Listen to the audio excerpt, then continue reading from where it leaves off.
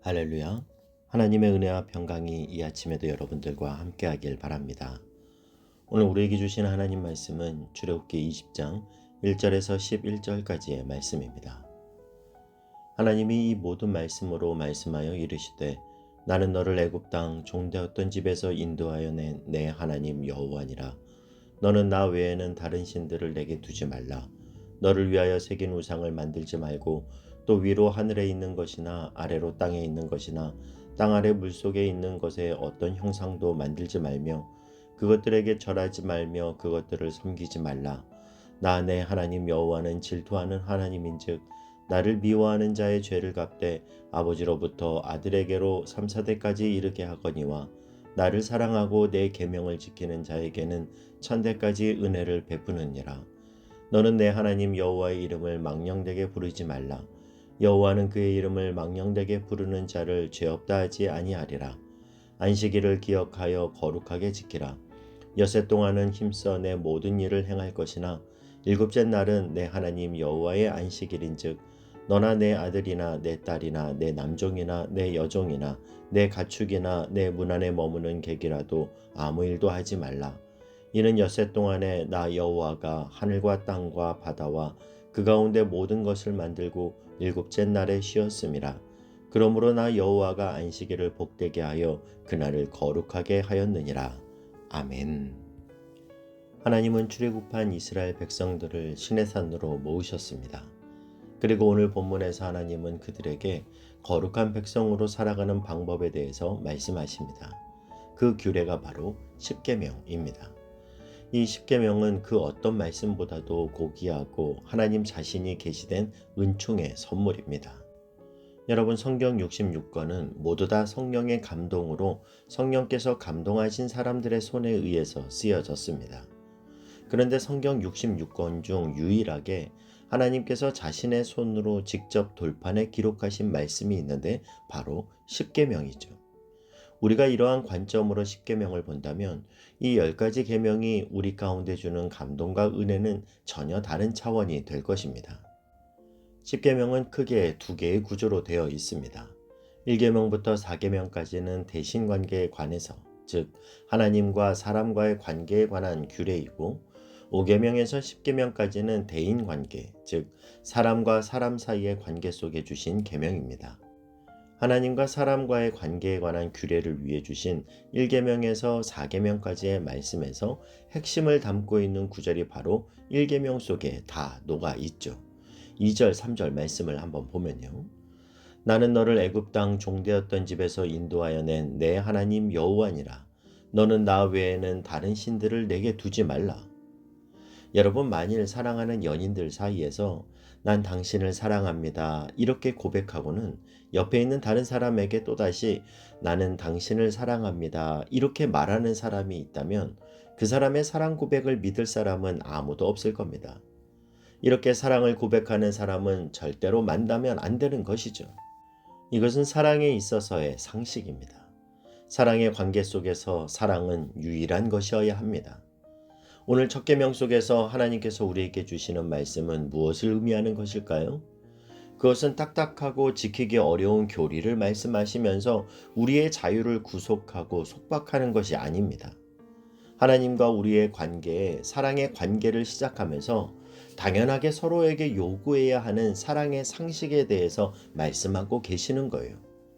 우리는 하나님을 사랑한다고 말하면서 동시에 다른 사랑을 말할 수는 없습니다. 우리가 세상에서 돈과 명예와 성공과 쾌락에 곁눈질하면서 주님 사랑합니다. 주님이 내게 필요합니다.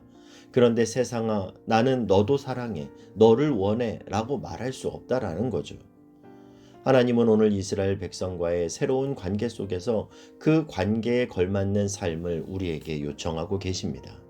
여러분, 하나님은 우리의 모든 것이 되기를 원하십니다. 그것이 우리 하나님의 갈망이에요. 저는 저와 여러분이 하나님 앞에 사랑을 고백한다면 여러분의 영혼의 시선은 오직 그 유일하신 하나님 한 분께 고정되는 그 은혜가 있게 되기를 주님의 이름으로 축복합니다. 하나님은 여러분의 유일한 사랑이 되십니다. 이렇게 유일하신 하나님에 대한 경쟁 상대가 있는데 바로 우상입니다. 내가 하나님보다 더 사랑하거나 하나님만큼 의지하거나 하나님만큼 동경하는 대상을 우리는 우상이라고 부릅니다. 그것이 형태를 갖춘 나무나 돌이 아니더라도 우리의 마음 안에서 그러한 대상을 갖는 것이 다 우상이죠. 그러면 여러분, 우리의 삶에 하나님처럼 의지하고 동경하는 대상은 왜 생기는 것일까요? 그 이유를 4절 말씀은 우리에게 말해주고 있습니다. 너를 위하여 새긴 우상을 만들지 말고 또 위로 하늘에 있는 것이나 아래로 땅에 있는 것이나 땅 아래 물속에 있는 것의 어떤 형상도 만들지 말며. 너를 위해, 너 자신을 위해 우상을 만든다라는 거예요. 여러분, 사랑은 나를 위한 것이 아니라 상대방을 위한 것입니다. 나의 이기적인 만족을 충족하기 위함이 아니라 사랑하는 존재를 위해 헌신할 수 있는 마음이 바로 사랑입니다. 여러분, 좋아하는 것과 사랑하는 것에 어떤 차이가 있을까요? 사랑하는 것은 사랑하는 대상을 위해 대가를 지불하는 것이 사랑하는 겁니다. 그런데 좋아하는 것은 좋아 보였는데 좋아하는 것을 위해 대가를 지불하려고 하니까 주저주저하거나 대가를 지불하지 못하는 겁니다. 요한복음 3장 16절은 말씀하죠. 하나님이 세상을 이처럼 사랑하사 독생자를 주셨으니. 하나님은 저와 여러분을 구원하기 위해 독생자라는 대가를 지불하기를 주저하지 않으셨습니다. 이처럼 사랑은 자기의 가장 귀한 것을 내어주는 희생과 헌신으로부터 시작됩니다. 하나님과 우리의 관계 속에 바로 이 마음이 필요하다라는 거예요. 저는 저와 여러분의 삶 속에 하나님을 사랑하기 때문에 말씀에 순종하는 삶을 사는 은혜가 있게 되기를 축복합니다. 여러분의 기쁨이 아닌 하나님의 기쁨을 위해서 사시기를 축복합니다. 그때 여러분의 인생 속에는 완전한 평강과 만족과 기쁨이 강물같이 흐르는 은혜를 경험하게 될 줄로 믿습니다. 하나님과 우리 사이에 주신 마지막 규례가 8절 말씀인데요. 안식일을 기억하여 거룩하게 지키라. 이스라엘 백성들은 430년간 애굽에서 노역에 물들며 종으로서의 정체성을 가지고 있었습니다. 그들은 일하지 않으면 채찍에 맞아야 했고 일할 능력이 없는 자는 죽어야 했습니다. 그래서 이스라엘 민족 안에 뿌리 깊게 내린 불안은 다름 아닌 노동이었어요. 무언가 일하지 않으면 안 될 것 같고 수고하고 노력하지 않으면 그들의 가치를 인정받지 못하는 것 같고 생산적인 결과를 만들어내지 못하면 무가치하게 버려지고 죽어야 했던 슬픔과 애환이 그들 안에 있었습니다. 그것은 우리의 일터 속에서도 동일하게 적용되는 것 같습니다. 나의 존재를 내가 하는 일이 증명해 주는 것 같고 인생의 성공 여부가 나의 존재 가치를 증명해 준다고 믿는 그러한 삶을 우리는 살 때가 있습니다. 그런데 하나님은 이스라엘 백성들 가운데 안식일 계명을 주시면서 아무것도 하지 말고 쉬라고 하시는 거예요. 출애굽기 31장 말씀에 보면 그 쉼을 가지는 안식일이 하나님과 이스라엘 사이의 관계의 표징이 될 거라고 말씀하십니다. 처음 이 말씀을 들은 이스라엘 백성들은 아마 놀라지 않았을까요? 아무것도 하지 말라니 어떻게 그렇게 하지? 그 쉼을 받아들이기가, 그 안식을 받아들이기가 어려웠을 거예요. 왜냐하면 그들은 몇 세대에 걸쳐서 자신이 하는 노동으로 자신의 존재 가치를 증명해 왔던 사람들이었기 때문입니다. 여러분, 하나님은 애굽에서 부르짖던 이스라엘의 눈물을 보셨어요. 그들의 신음을 들으셨습니다.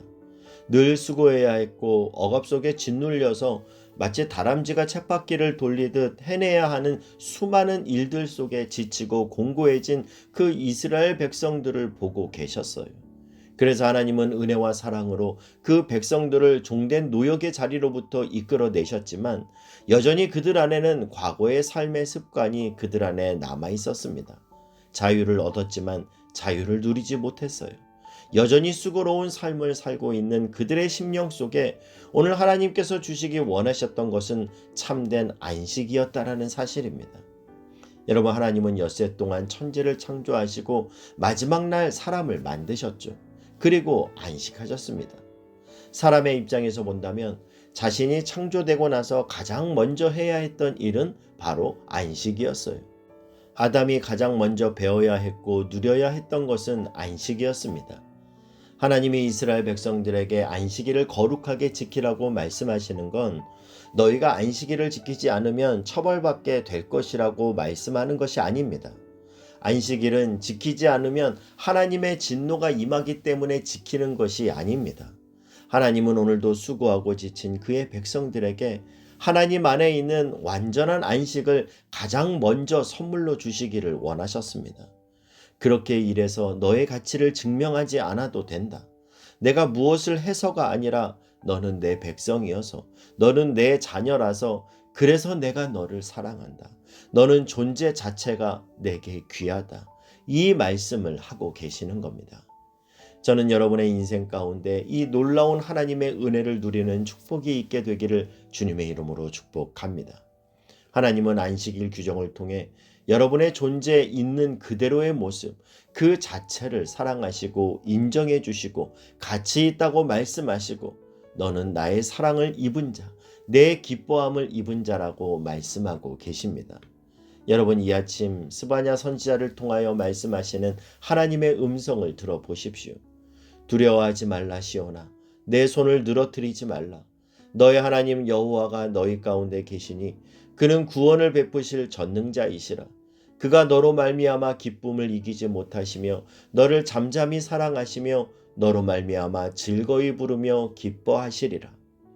우리가 객관적으로 보기에 모든 사람들이 좋아할 만한 대단한 인물이라서 우리가 존귀한 존재가 아닙니다. 빽빽한 구름과 같이 수많은 허물이 있는 존재지만 하나님은 우리를 버리지 못하세요. 왜 그렇습니까? 나를 예수 그리스도의 핏값을 주고 사셨다라는 겁니다. 넌 내 거라는 거예요. 내가 너를 만들었고 너는 내 아들, 내 딸이라는 겁니다. 세상 사람들은 너를 뭐라고 욕하고 비난하고 손가락질 할지 몰라도 나는 내가 좋다라는 거예요. 그래서 너무 잘하려고 애쓰지 말고 내 안에서 평안을 누리라라고 그렇게 말씀하는 겁니다. 그렇기 때문에 이 안식일에 대한 계명 속에는 우리를 향한 하나님의 깊은 사랑의 고백이 담겨 있습니다. 오늘 십계명 속에 담겨 있는 하나님의 참된 사랑의 고백이 저와 여러분의 심령 속에 깊이 자리 잡는 복된 하루가 되실 수 있길 주님의 이름으로 축복합니다. 기도하겠습니다. 사랑하는 하나님, 하나님이 주신 계명이 우리를 향한 사랑의 고백임을 깨닫고 사랑받는 자로서 주님을 더욱 사랑하는 오늘 하루가 되게 하여 주옵소서. 예수님의 이름으로 기도하옵나이다. 아멘.